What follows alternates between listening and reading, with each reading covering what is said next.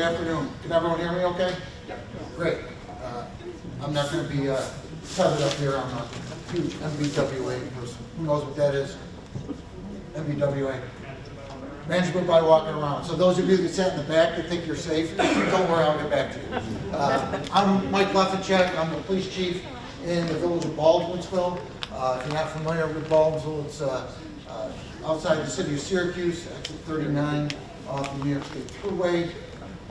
I have been there for 5 days ago was my anniversary. I completed 37 years, starting my 38th.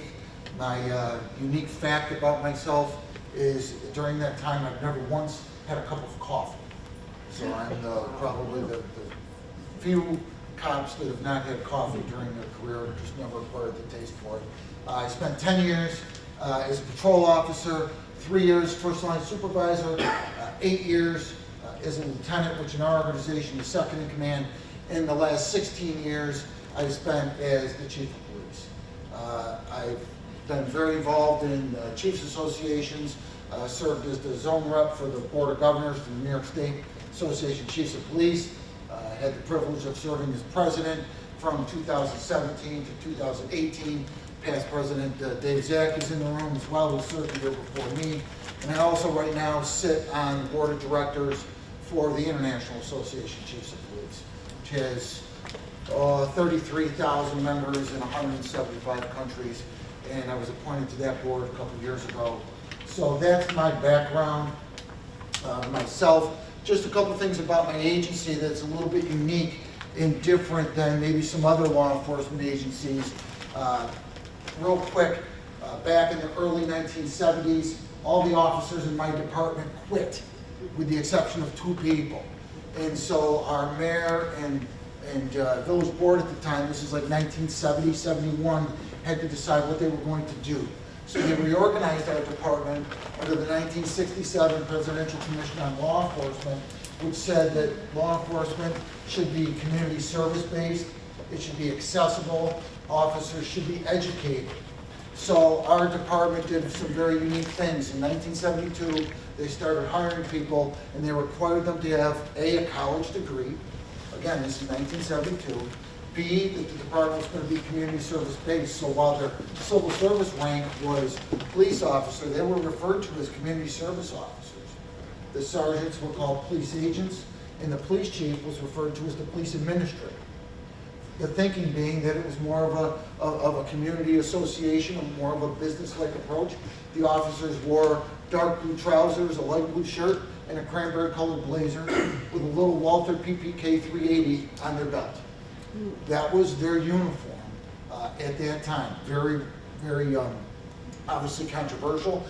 They hired a female police officer in 1972 to work the road. So, and then the model for the organization, Service with Understanding, came about because they held a competition at the local high school in Ballsville and said, what should be the model for this new organization, this new form of policing?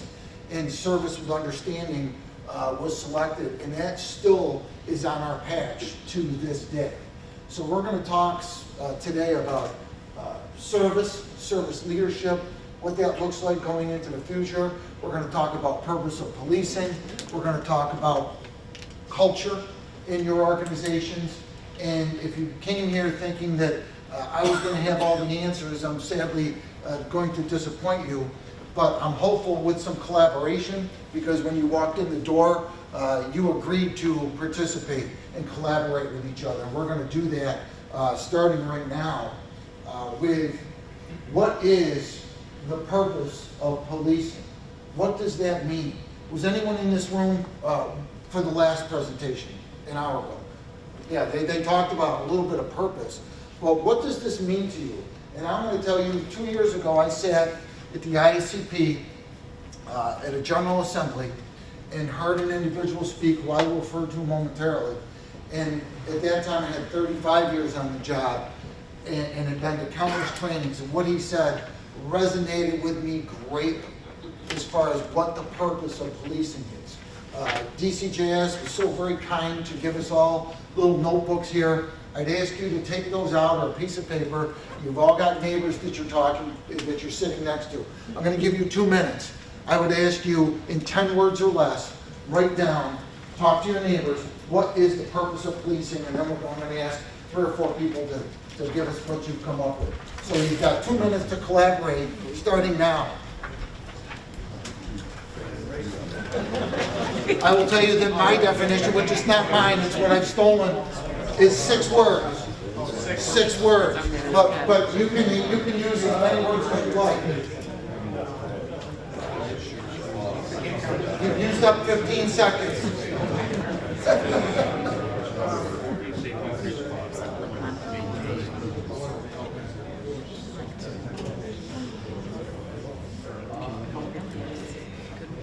Work together.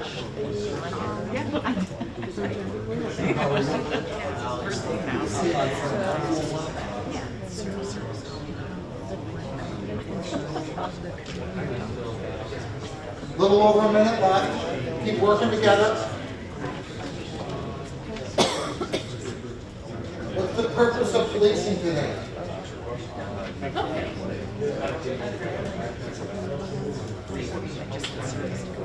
Or what should it be?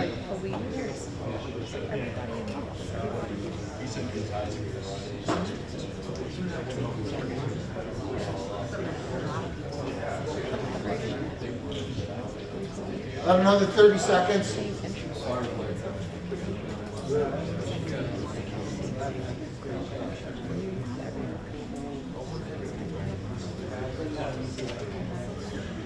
When you sat this here. When you sat. You're not, His hand is already set. he's not collaborating. No?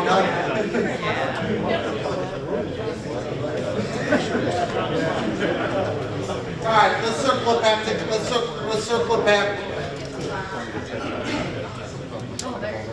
What have we come up with? Who would like to volunteer with what they've got? John wants to have First word, collaboration. Good collaboration. Okay. What have you got, Chief? values, order, protection, service with community. Values, Order, protection, service with community. order, protection, service with community. What'd you guys come up with? Enhancing community safety. Enhanced community safety. Gentlemen, what do we got up here? Uphold society.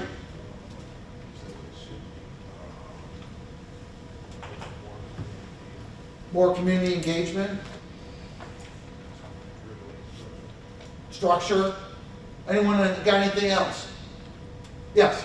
We came up with preserving and supporting a peaceful community. Preserving and supporting a peaceful community.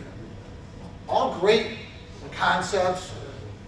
You got something in the back? Monitor community wellness and crime prevention. Say that again. Monitor community wellness and crime prevention. Community wellness, so we've got the community piece coming in, and crime prevention. Jose? This great group here, we came up with protecting communities while preventing crime and ensuring justice and fostering public trust. Say that again. Protecting communities while preventing crime and ensuring justice and fostering public trust. Public trust, preventing crime, all those types of things. Who in here is familiar with Simon Sinek? Anyone familiar with Simon? Yeah, he's great. Start with why. Start with your why is one of Simon's hallmarks. Founding member of the Curve. I said at the ICP 2 years ago at the General Assembly, and this is what Simon Sinek said. He said it's to protect the vulnerable from harm. And that just struck me. And I thought to myself, wow, doesn't that really resonate with me? Shouldn't that resonate with young people or people that might want to come into our profession? What is it you do as a police officer? I protect the vulnerable from harm. That's what I do. Now, that's a very simple statement because it's only 6 words, right? Who are the vulnerable? Who's vulnerable? What do we mean by anyone? Who's vulnerable? All of us, humans. Think about your, who in here is law enforcement? Raise your hand if you're a law enforcement. Thank you, put those down. Who's in some other portion of the criminal justice? Probation. I know we've got some snug folks here. Who else? Reentry, okay, great. So let's think about the vulnerable people in our communities. Who's vulnerable? Elders, sure. Who else? Children, youth, absolutely. Who else? Everybody, please. Everybody. So you think about the job as a police officer, and you go to a scene and we've got a domestic, and let's say that the male has assaulted the female. The officers arrest that male. Is the male vulnerable or is the female vulnerable? They're both vulnerable, right? Because now that male is in our custody. They are our responsibility. It's our job to ensure that nothing bad now happens to them while they are in our custody. So it starts with policy, procedure. Are we going to handcuff them behind their back? Yes. Are we going to hold on to their arm? Yeah, why?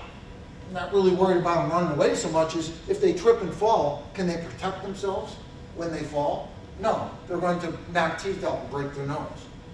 So we have to look at that circle of vulnerability, 360 degrees. I didn't hear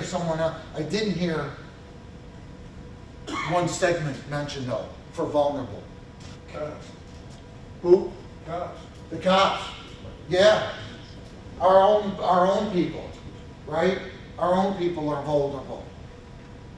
Would we know the name George Floyd if someone had not gone up to Derek Chauvin and more forcefully said, time out, we're going to sit him up. We're not going to do this. He was in a position of vulnerability and acting inappropriately, and we wouldn't know George Floyd's name if someone had done that.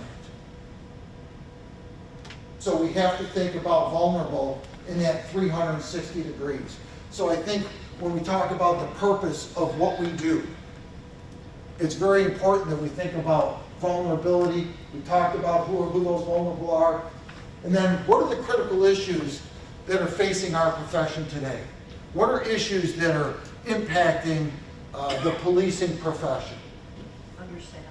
Understaffing, recruitment and retention. Sure. What else? Burnout, officer burnout. Lack of community trust. Sure. Social tensions. Yep. What else? Organizational culture. Organizational culture. What else? Responsibility. What do you mean by that? We're getting more and more put on our plate with mental health, different Sure. illnesses that people are coming to the forefront of. Yeah, we call that mission creep, don't we? So last year, the IACP did a group of listening sessions. They did about 6 of them across the country and one in Canada. And they held these sessions, and each session had about this many people, if not more, in the room. And these 5 things continually came to the forefront. Recruitment and retention, which was the first thing that was talked about. Staffing. Who here in law enforcement is at full staff and has more applicants than we can deal with? Nobody, right?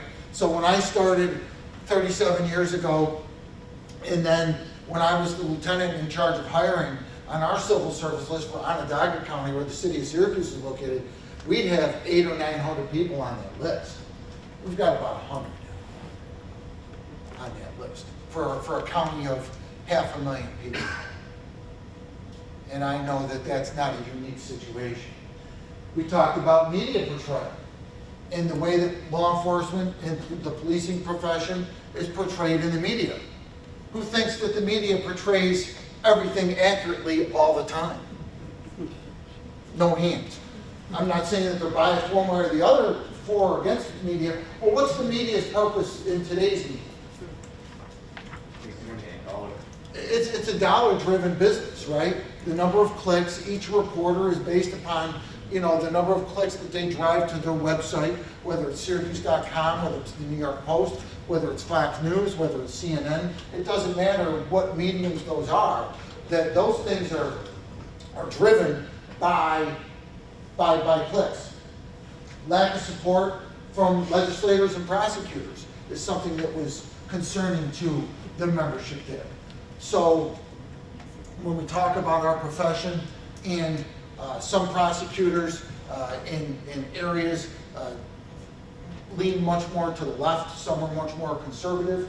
Same with legislators. Mission creep. What governmental agency is open at 2 o'clock on a Saturday morning? There's one, right? Either the sheriff's office, either local police department, or the state police. Fire department. Or are they calling the fire department when their neighbors playing loud music at 2:30 in the morning? No, then you're busted. It's true. That's true. You're right. But they're not getting called for that. They're not getting called for that. We're getting called for minor injuries and flus and mental health calls though too. So Absolutely. There's mission creep there. There is mission creep.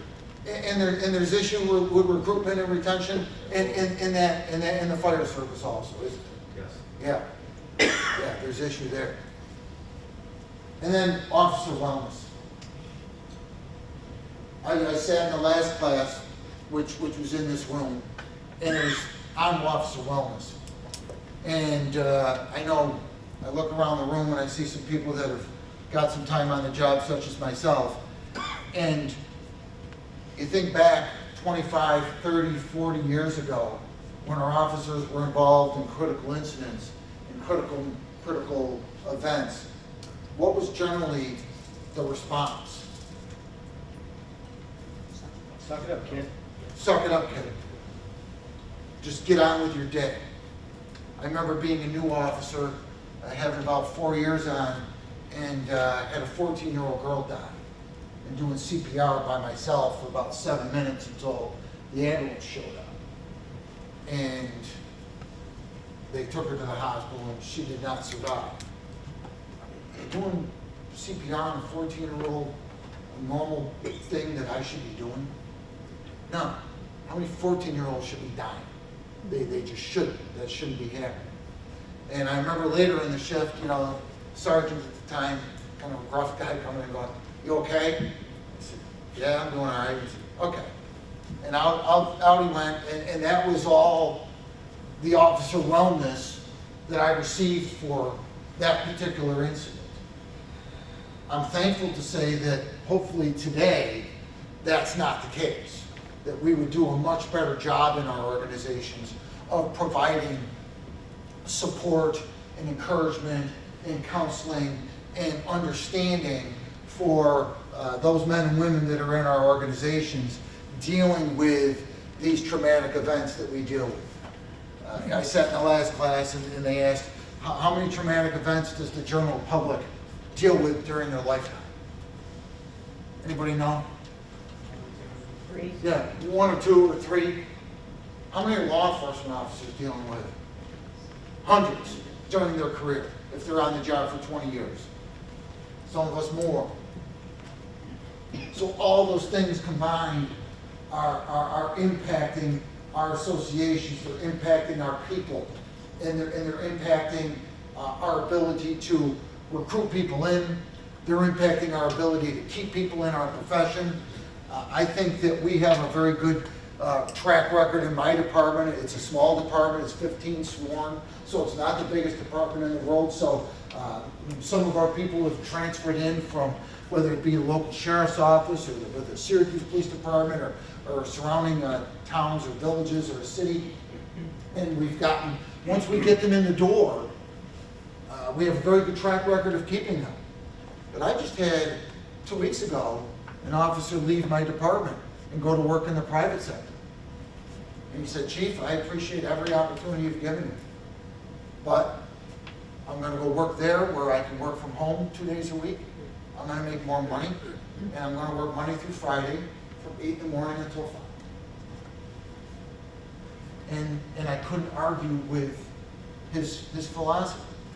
So we have to overcome those things and work together. So how can we recruit people into our organizations? What is it we can do? What's the culture of your organization? Does your agency have a culture? Is it known to people? How do we disseminate that out? That's a huge portion of our ability to recruit people in. Mentoring programs. Who here has formal mentoring programs in your department? Formal mentoring. How is it that you go about doing that? Well, it's just starting, so we're putting everything together. Okay. It's just something that's really new for us. Yeah, I think it's new for a lot of us. But in the business world, that's something that occurs regularly.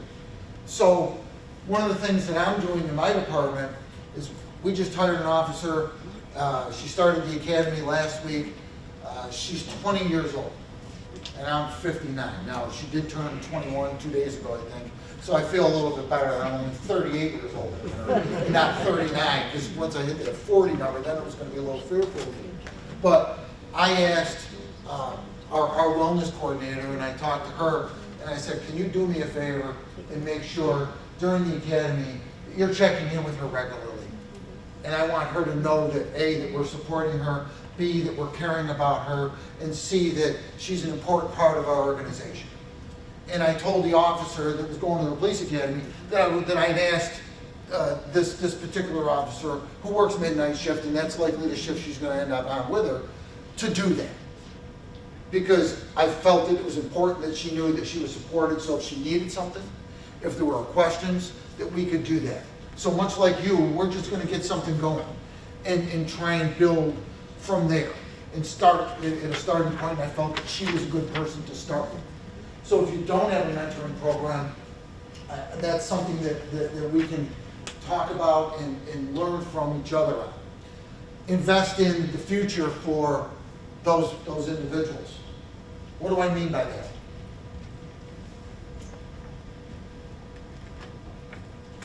I think the very first day they come in the door, explain to them, these are the things we're going to do for you to be successful in your career.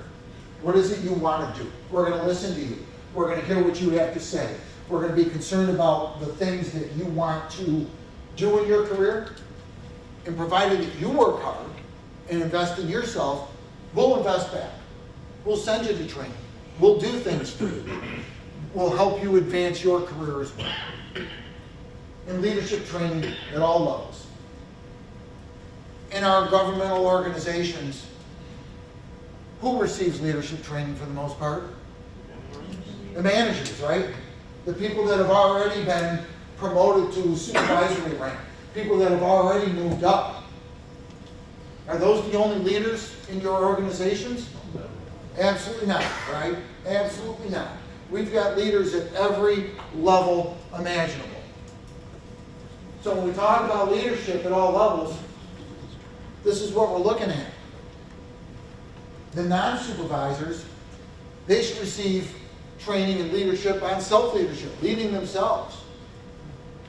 And what organization probably does the best job in the world at this? What group? The military. The military is great at this, right? The military is providing leadership training at every level because they truly have that philosophy of the next person up. Everyone needs to be accountable to themselves. Everyone needs to be able to lead themselves in order to lead others. So at that first level,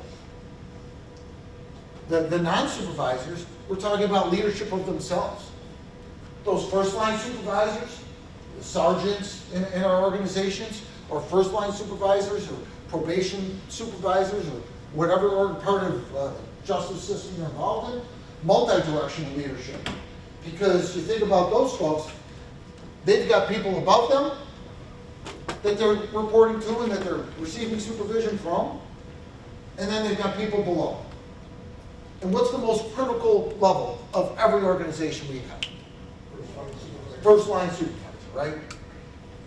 First line supervisor is the most critical junction for our organizations. Why is that? They drive the missions without the gaming commission to form missions.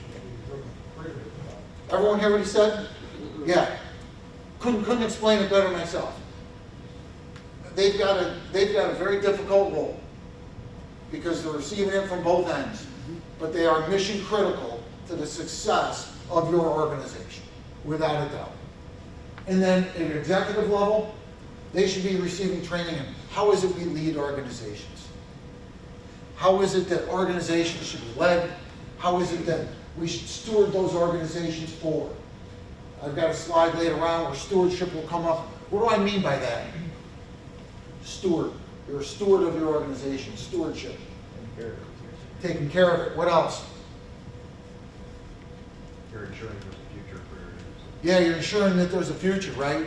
Because all of us did not start our organizations, at least I don't believe so in this room. Somebody had the police chief's job before me. Someone will have the police chief's job in Baldwinsville after me. It doesn't belong to me. It belongs to the community. You'll never hear me say, well, my officers did this. They're not my officers. They're the Village of Baldwinsville's officers. We work together. They are our department. It is our department. Not being critical of people that say that, but I don't. Because I know that they don't belong to me. I just happen to be the person that's been appointed the police chief and have that responsibility and privilege. So when we're talking about leadership, it is mission critical that we have leadership at all levels and that we invest in our organizations at all levels with leadership. And that's something that traditionally, as we said, the only people that receive management training, the only people that receive leadership training are those people that have already been promoted. I'm going to argue that it's critical that we provide that training beforehand. Because then we can identify those individuals that are really doing a good job of self-leadership. And other people are looking at them. And those are the informal leaders for our organizations. How do we provide this training? Where do we get it from? I think DCJS does a good job of putting out training. There's other ways, other mediums as well of training that we can look at. What type of leader, as we talk about this new environment, is going to be successful? What do they have to do?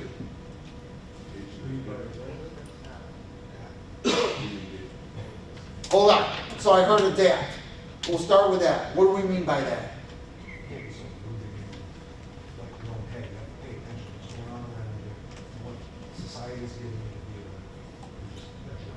Adaptability, right? Give me some examples of leaders being adaptable. They could be your own examples. I'll give you one of mine, and then I hope that we're going to share a couple. Yes?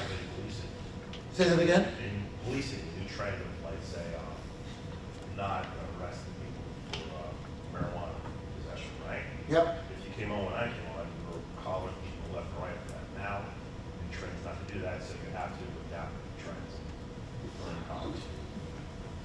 Not risk, but of course. Sure. So understand different changes in not only the law, but and you're right. You got a couple gray hairs just like me, so we've both been on a while, Chris. And so back in the day, arrested people for marijuana possession, something that was routine for us, right? Something that was routine. And now we're changing our philosophy and changing the way we do business. Sir? I would just add that you may respond to a certain situation, and you may handle it differently than you handled the last one. Mm-hmm. Because circumstances may be slightly different, so you have to be more nuanced and understand that. And that could vary how you deal with the situation. Absolutely. Absolutely. What else? I've in the past walked with marches or protests, get in front with them and walk with them and show that you're not only by the safety, but you can address to their concerns. So I've been at a few marches with on the front line with them and if you want to back. So community engagement. So community engagement, being on the front line when the community is protesting something that they feel is unjust, or their community has been wronged in some way, shape, or form, not necessarily by your organization, but somewhere in the world, and they feel it's important for them to express themselves. 20 years ago, would a police chief or a sheriff be out in front with the protesters? Absolutely not. But how many times, I know I did that, and the chief here did that, how many times did that occur in recent times? I think that's much more frequent. You had your hand. Adjusting your communication depending on who you're speaking to. Understanding that not everyone speaks the language of the department, the language of the profession. Yeah. So when you're talking to the community, when you're talking to government leaders, when you're talking to economic development leaders, et cetera. It's not always about making them meet you under your terms, it's about adjusting to theirs. Or how about when we're talking to our Gen Y, or now, what's the next one, is it Gen Z? Folks, like I said, I just hired an officer, she's 20. When we're talking to those individuals, what are they looking for in leadership? What are they looking for in someone to lead them? What type of communication are they thinking is important? A hug? Okay. Oh, so text messages. Let's talk about text messages. How many leaders in here now just get a text message from their employees instead of the phone ringing? And I see you laughing. It happens to me all the time, right? Is that a new way of us? You better learn how to text back, and you better learn how to communicate in that fashion, because they will text you like, Chief, this, and this is going on, which is some really bad stuff, and they just don't want to say it out loud. They don't want to pick up the phone. I think, honestly, for me, I think it's better because it's demoralized. And it's not one of those he said, she said conversations. Mm-hmm. So when you start texting things, Sure. you can't say it and say that, it's all written down. So I'm a fan of it. So, so there's pluses and minuses. So we've got somebody saying, hey, this is a great thing. Like, this is what it said in black and white. I've got it right here, right? Or blue and yellow, whatever colors you've got your phone set to.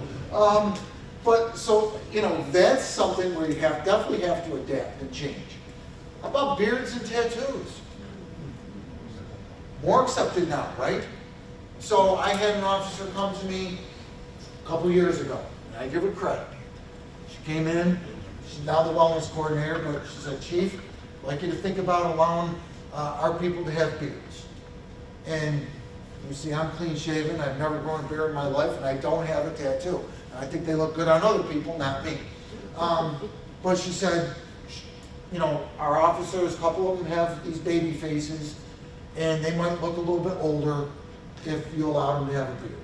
What would you think about that? And she also came in with 3 or 4 policies from neighboring departments that allowed their officers to have beards. So she had done her work. She had done her research. I said, give me a couple of weeks, let me think on this, let me ponder this. She said, that's fair enough. And on her way out the door, she said, well, if you want to think about tattoos, that's okay too. She had to have a full sleeve and a band across her chest. And I said, why don't you have the other sleeve done? She said, I don't have any money. I said, okay. So I talked to some people I respected, and I said, here's what I'll do. We'll do a No Shave November, which is coming up next month. And people got to pay the $100, and I'll pay my money, but I'm not going to go weird. And then I'll extend it out till the end of April. And then I'll see what the community's response is. Because we're a community service organization, so I wanted to see what the community response is. What do you think the community response was? Probably none. None. I didn't hear a word. Not one word, negative or positive, which told me that the level of service that our officers were providing was still acceptable, was meeting the community's needs, was meeting the community standards, and I said, I'll allow that. And then I went a little bit longer and I said, okay, I'll allow you not to wear your sleeve that you've got to cover your tattoos, and I'll let you do that through the summer, and I'll take when we go to long sleeves November 1st, I'll take a look at it for next year. Again, not one negative community reaction. So now our policy allows tattoos and beards to be displayed, provided they're not offensive and meet a certain restriction and things. Our lieutenant, the second in command, he wears a beard. 3 or 4 of the guys wear a beard. And our female officers working nights with a tattoo. Not one negative reaction. And actually, I've received feedback from our supervisory staff that that's actually helped diffuse some situations, because she uses that as a means of communication with some of our folks that are in a mental health crisis and who often themselves have tattoos. So it's a conversation starter, and it's a way for her to kind of get things going. And one of the reasons I made this decision was because I didn't want to be that old guy that wasn't willing to adapt. The first word that we talked about, what type of leader is going to be successful, was willingness to adapt. I refused to be that person. I didn't want, because The guy who was the chief before me, good friend of mine to this day, no way would that have been allowed. Now, different generation. He served in the military, came on the job in '73, different mindset, right? So we've got somebody that needs to be adaptable. What else? Positive mindset. What else? How else are you going to be successful as a leader in this type of environment? Empathetic. Empathetic. What do you mean by that? You have to be empathetic to the, although you may have different opinions and needs, like the beards and the tattoos, you have to be empathetic to the feeling of your own. Empathetic. So thinking about what is it that our officers are concerned about? Not just our officers, but the community as well, right? And our customers that we serve. What else? You have to be willing to lace up your boots and go to work just like that. Lace up your boots and go to work just like them. Anyone here in a leadership position pull a road patrol shift recently? Not recently. I worked, and I'm not bragging, but I worked Christmas morning last year. We were short-staffed, and I didn't want to order somebody that had a family. My children are older. We celebrate Christmas on Christmas Eve day. So I said, I'll work 7 to 11 when we don't have anybody covering it. Now they had to show me how to work the MCT.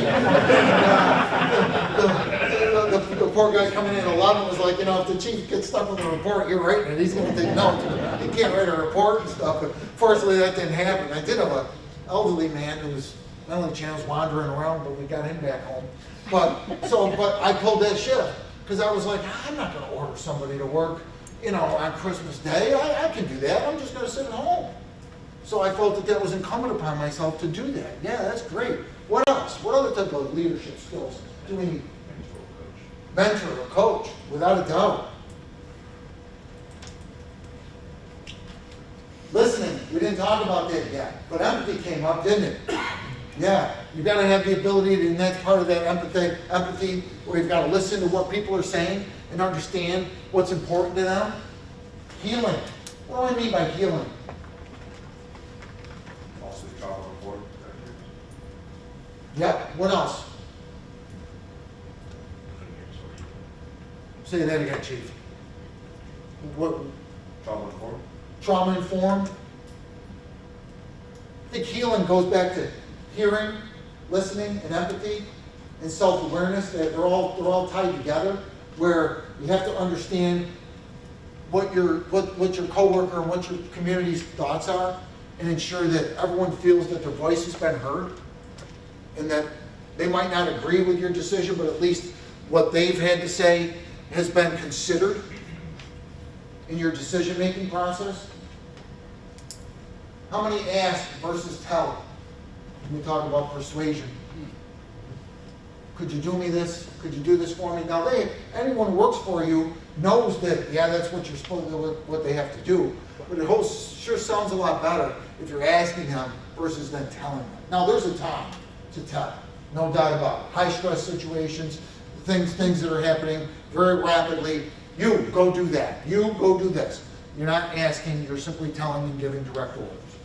But we don't do that most of the time. Most of the time, it's a non-stress situation.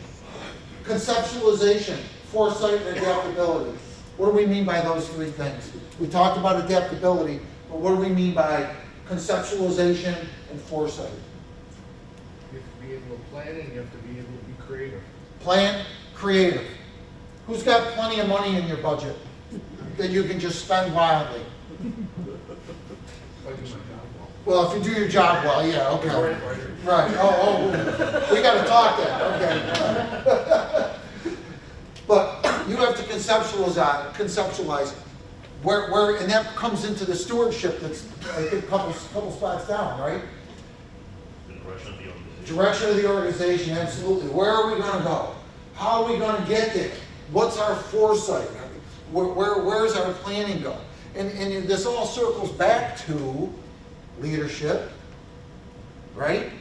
We need leaders at every level of that organization to take us where we need to go. Stewardship, that organization is, we are in charge of that organization for that period of time. And it's a finite period of time. We don't know when that's going to end. If it ends for me tomorrow, it's been a great ride. Since I was 4 years old, that's all I've ever wanted to be as a police officer. When the background investigator came and talked to my mom and dad, We're both past now, but they said, geez, are you surprised? My dad said, since he was 4, he's always said he wanted to be a policeman, so I guess I shouldn't be surprised.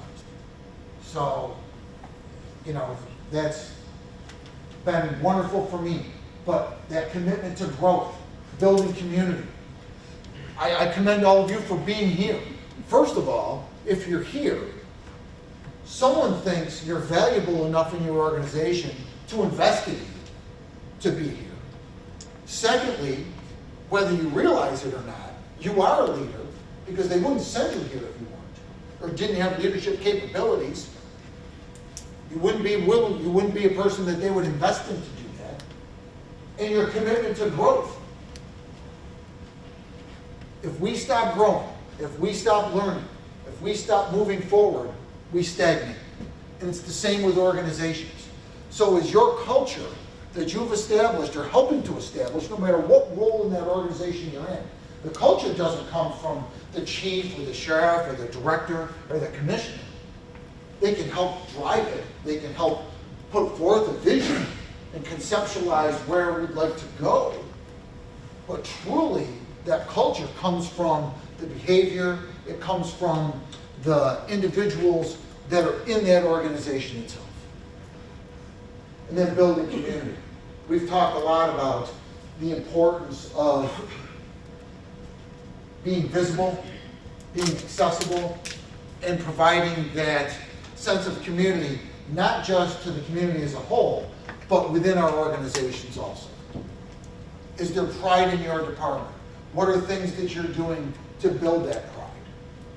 What are some unique things that occur in your own organizations that you or that have happened that build pride within your own departments? That's a question. Getting new equipment. Okay, new equipment. That helps. What else? Give responsibility to the officers to have some buy-in. Responsibility to officers to have some buy-in. Absolutely. Absolutely. We've just purchased new tasers. I let one of the road patrol officers handle all of that, knowing that it was a state contract price. So there wasn't a lot of negotiation that really needed to be done.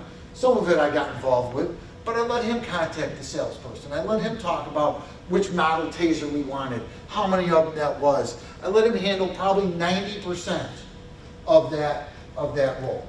One of our sergeants had him handle all the ordering of new Glocks and new rifles and spec out exactly what we wanted. Because I have no idea, I'm not a gun guy. So let him do it. Do you think that they feel a sense of ownership about that? Absolutely they do. Like that's their program. They're in charge of that. I've got somebody else in charge of the vehicle maintenance. And I've said to that person, all right, we're up for a new fleet. What are we going to get? What's your recommendation? What do you think we should go with? Sit down with me, and one of the sergeants already told him, this is a road patrol officer. Sergeant said, you and I are going to go talk to the chief, and when you do, you better have answers for him. So you think he's putting in some time and effort to research and get ideas and thoughts? I hope he is, and I know he is. So it's those types of things that you can do that then build engagement, build loyalty, and when we start talking about that culture, and then when those, because who's your best salespeople to get other people into your organization? Hopefully it's your current employees, right? It's the current people that you have working with you, no matter what department it is. How do we go about doing this? We talked about this earlier. Lead by example. We talked about pulling the shift. What else can we do to lead by example?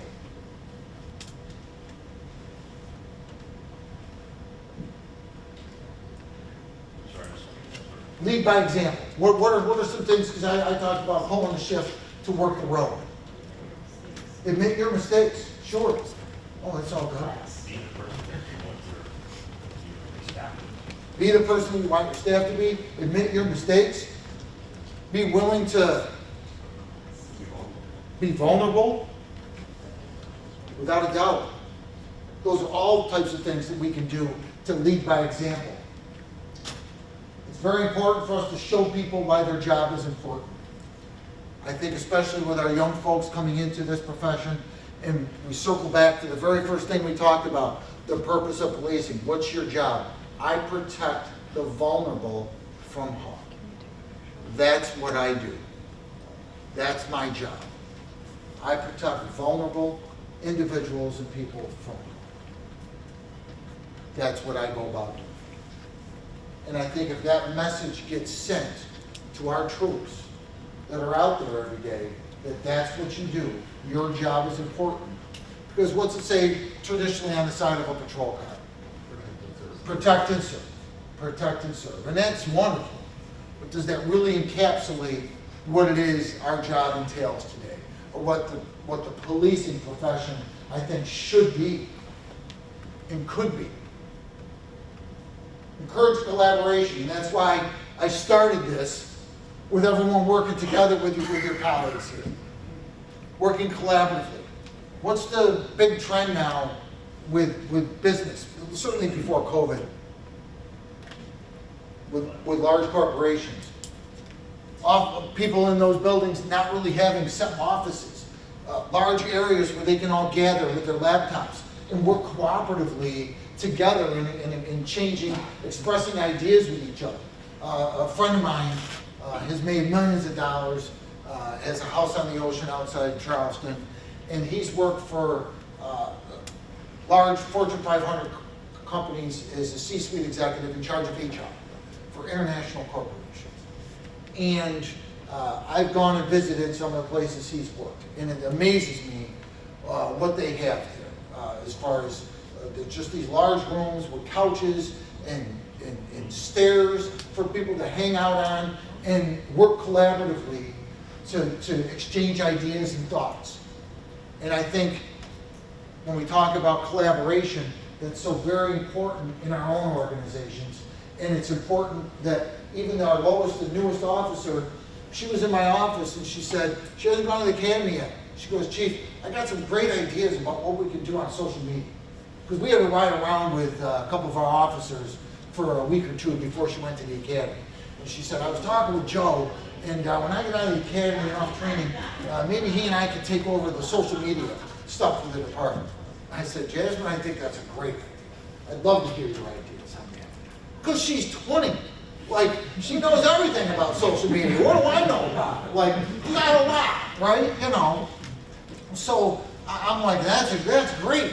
So if I can get buy-in from her and she hasn't gone to the academy yet, then I'm thinking, geez, I'm hoping to keep her. Because I don't want her to go to the Syracuse Police Department or the County Sheriff's Office that maybe he's going to put on a hiring bonus or something along those lines. Again, your agency culture, can you get them in the door and keep them there?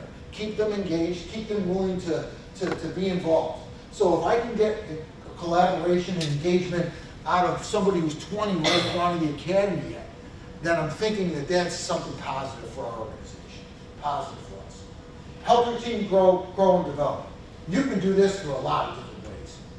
What are some ideas that, in some ways, that you all have all done that? Training, okay. What kind of training? Well, I'm a workforce development specialist, Mm-hmm. family court division, and in our department, only 2 of us put the effort for that. But that set a precedence, and now they have like, I think, 3 more people that are going for it. So it kind of paving the way for others.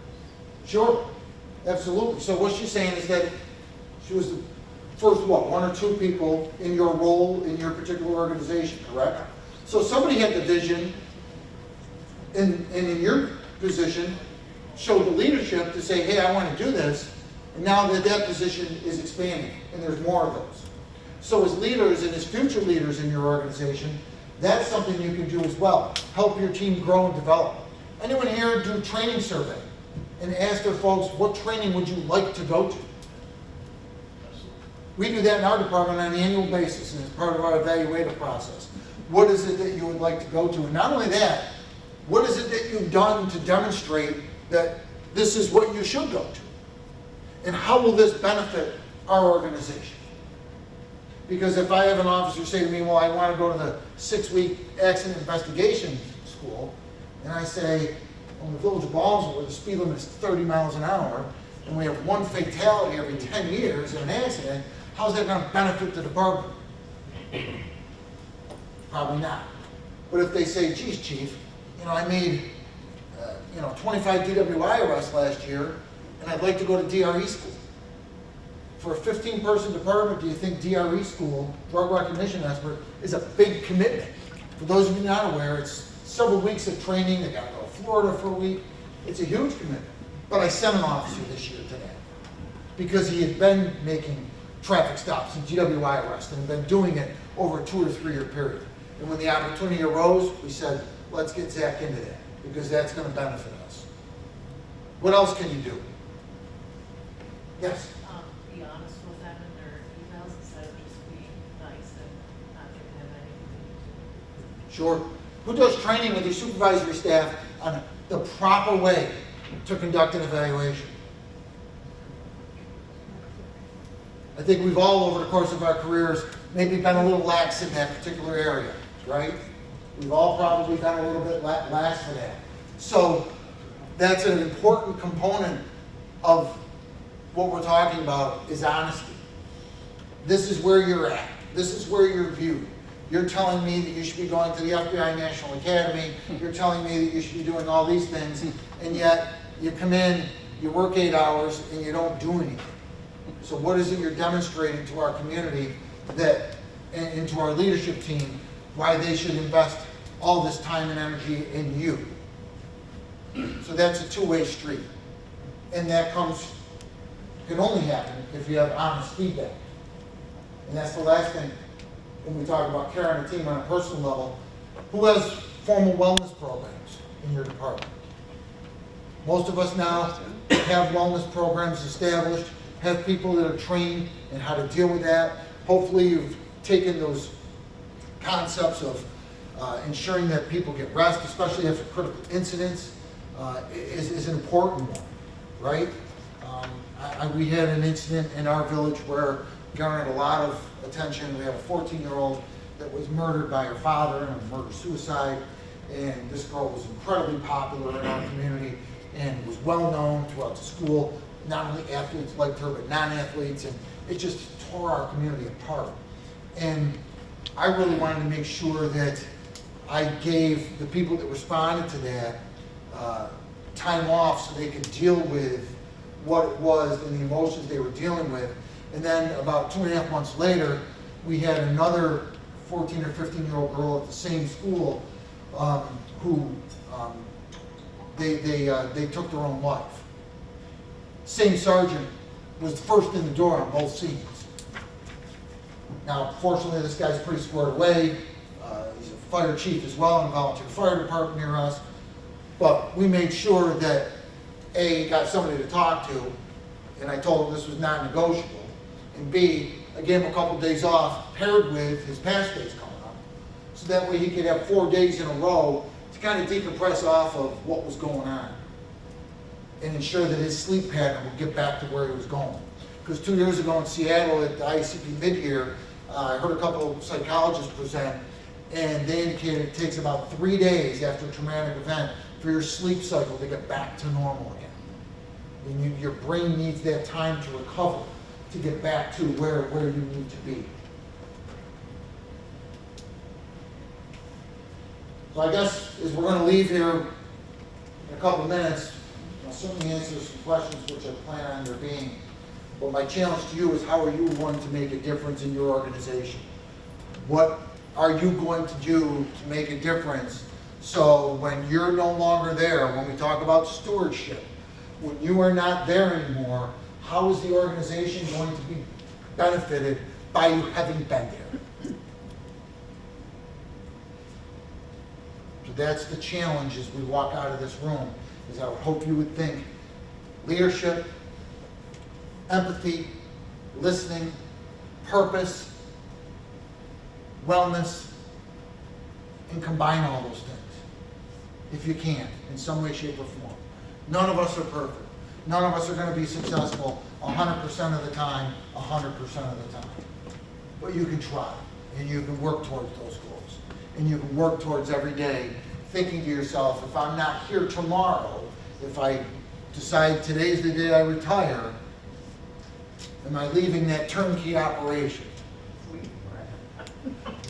Director Jackson just took over as the Director of Probation in Onondaga County, and her former director happens to be my best friend.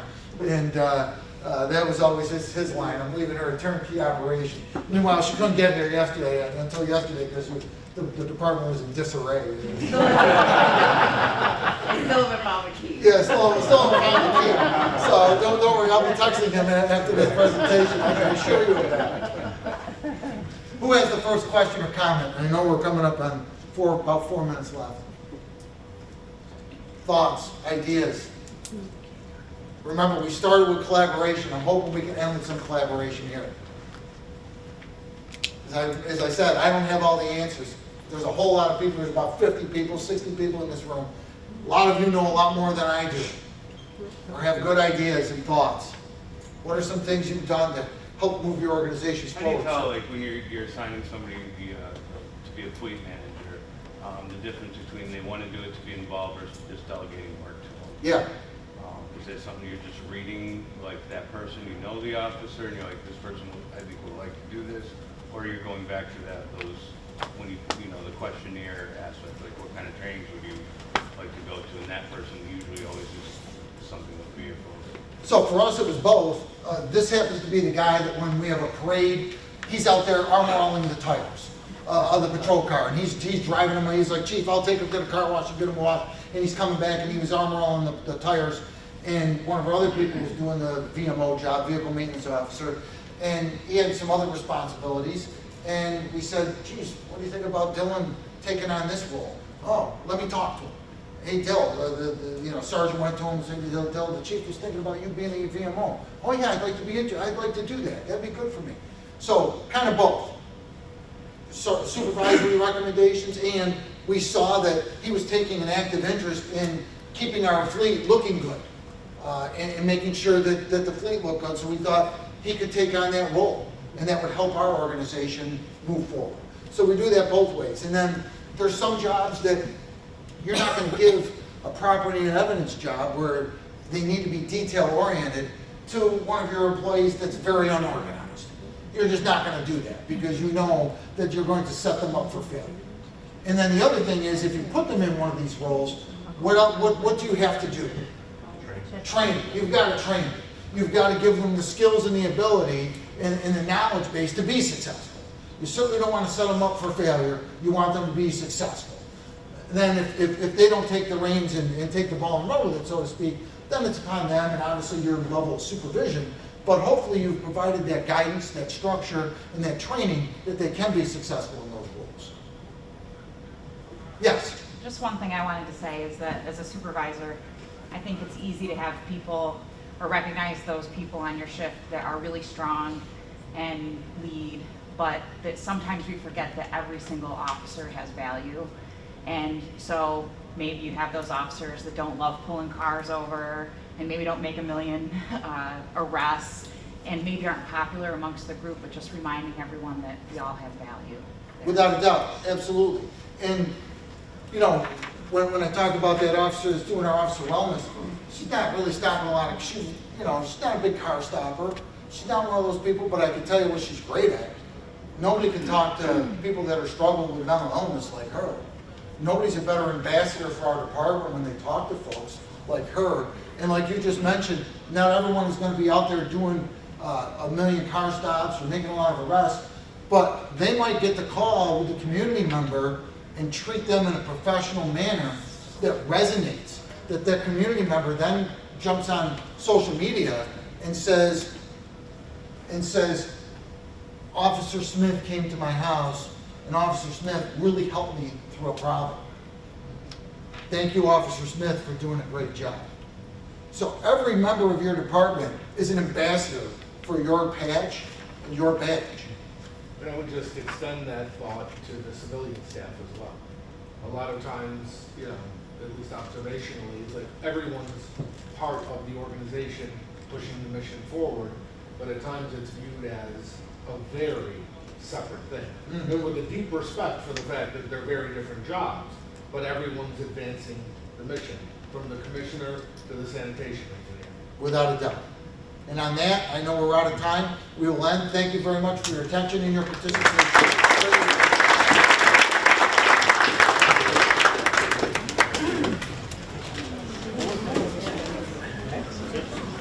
What